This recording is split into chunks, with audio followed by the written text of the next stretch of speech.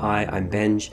I am a freelance designer, and there's a few little points that I wanted to share with you on procrastination. It's something that affects all of us as designers. In fact, you can be in any profession, and you'll notice that there are projects that you just can't get inspired by, or maybe the brief hasn't given you enough information, so you're just facing creative block.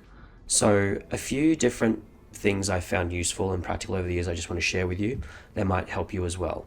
One of the biggest things that I find helps get the ball rolling on any project is having a clear brief.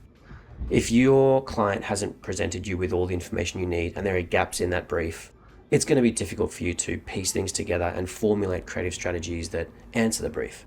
So my first solution is get all the answers you need to be able to answer the brief. Ask the right questions.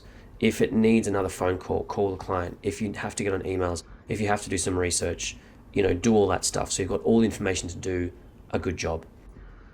Another thing that I also find quite useful is cutting out emotions.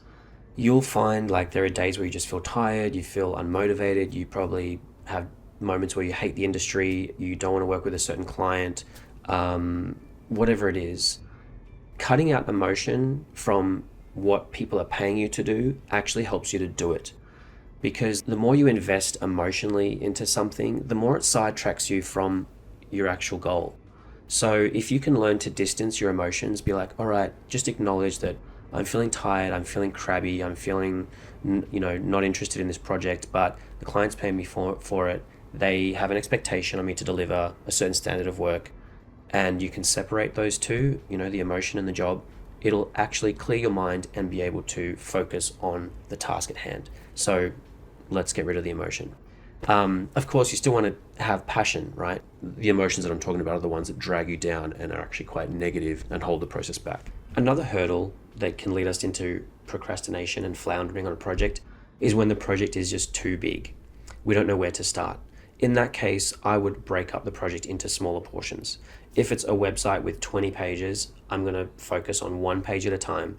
And with that one page, I'm going to wireframe that page. And then I'm going to work through, okay, well, let's apply the colors and do it step by step. Whatever it is, if you have to break it down to the point where, I'm going to take my mouse and I'm going to click File, Open, and the next step is going to be draw a circle. If that's what it takes to start the project moving, then do that.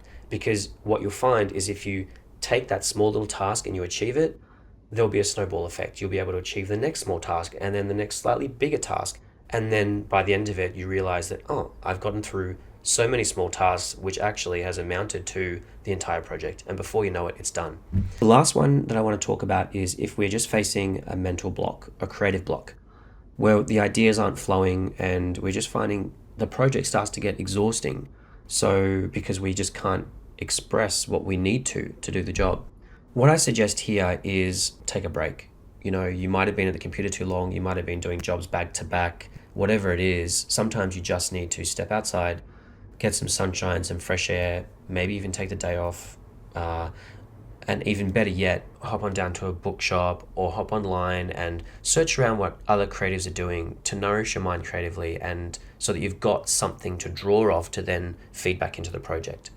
I find that really helpful. And if it turns out that the project isn't really inspiring you as much as you thought it would, or maybe the brand idea itself is just not something you really connect with, we all have a different sensibility, right, when it comes to design. What I tend to do when I find the brand a little challenging, I will try to think of different ways without breaking the style guide or any of the brand rules to interpret that brief the way I would like to see it, the way I would expect design to be taken forward. I'll look at other brands that really excite me and I'll be like, can I bring in any of these really exciting things into this, less exciting brand and give it some oomph? Can I inject some of that excitement into here and do something different with it? And that I find actually reinvigorates my creativity and my interest in the project. So they are just some of the ways that I overcome procrastination, and I found them useful. I hope you do as well.